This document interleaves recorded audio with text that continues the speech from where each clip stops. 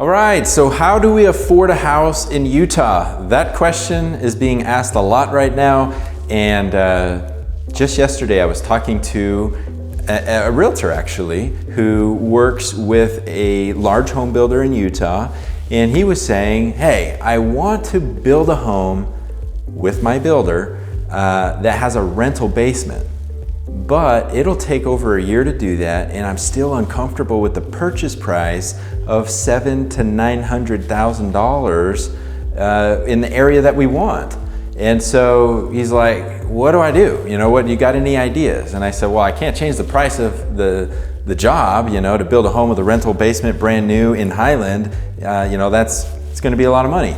But if you're okay with roughly a $3,000 mortgage on that, you're probably gonna get $1,400 to $1,500 a month out of the basement apartment, especially if you do it right. Nice parking, maybe do 9-foot ceilings down there and make it a nice basement rental apartment in that area. So now you're gonna live in a beautiful area in probably a 4,000 square foot home for a purchase price of $700 to $800 probably, and 3-car garage, RV parking, which the parking's used by the renter, and you will be there for $1,500 to $1,600 of a net payment.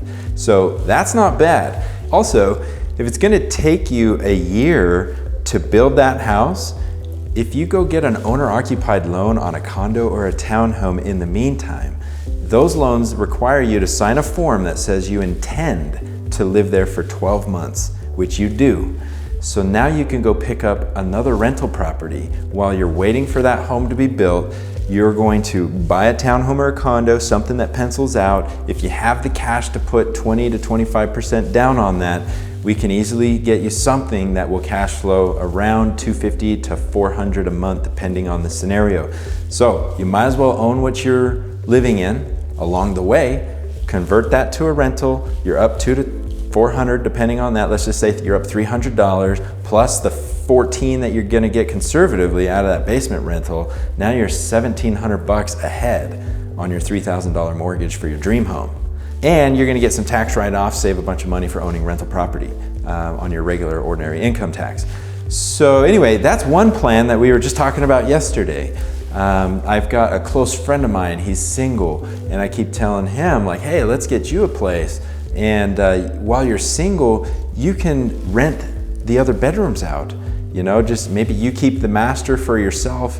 Standard zoning laws in most cities allow 3 single people or 1 family. So he could, without breaching zoning rules, he can get 2 other guys in there paying $500 to $600 a month each for their rooms, and go share a townhome, go share a condo, and lower your cost of living, save that money up, and then buy another property and continue to do that.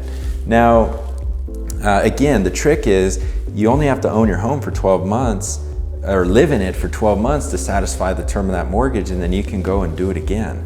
Go buy another one, go get another couple roommates, and now you're getting all that cash flow. And so anyway, let's say the townhome purchase price is $330,000 and you have 5% to put down on that.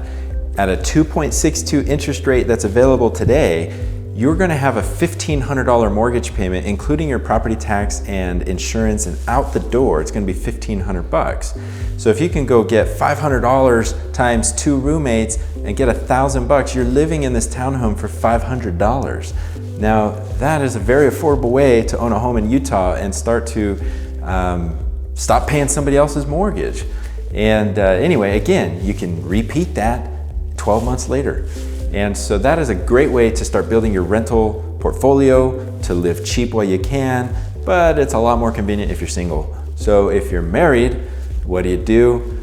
Probably the same thing. The home that maybe you've already bought or maybe you're about to buy, you keep in mind that it may not be your forever home. And you kind of back test it. Will this rent for more than my mortgage? If the answer is yes, that's probably a great one to buy. And if it has a basement rental apartment, even better. That'll offset the cost. But if it doesn't, as long as that payment is less than a third of your income, then that's pretty safe.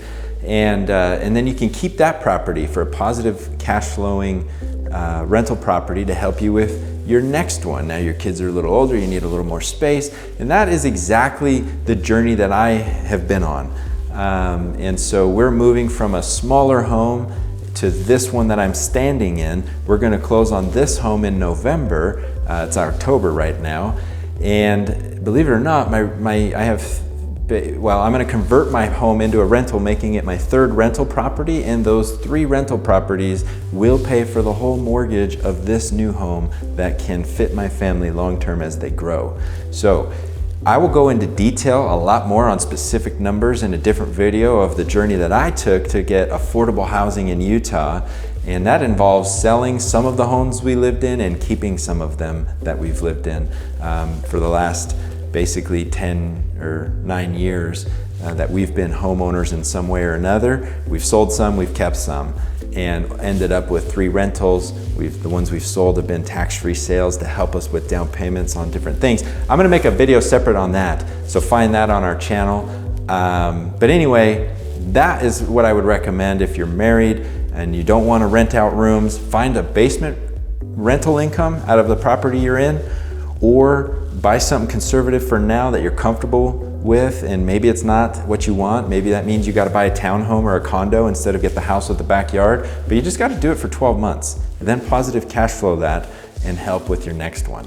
Okay, so that would be my advice to how to find a home that's affordable in Utah. Thanks for watching.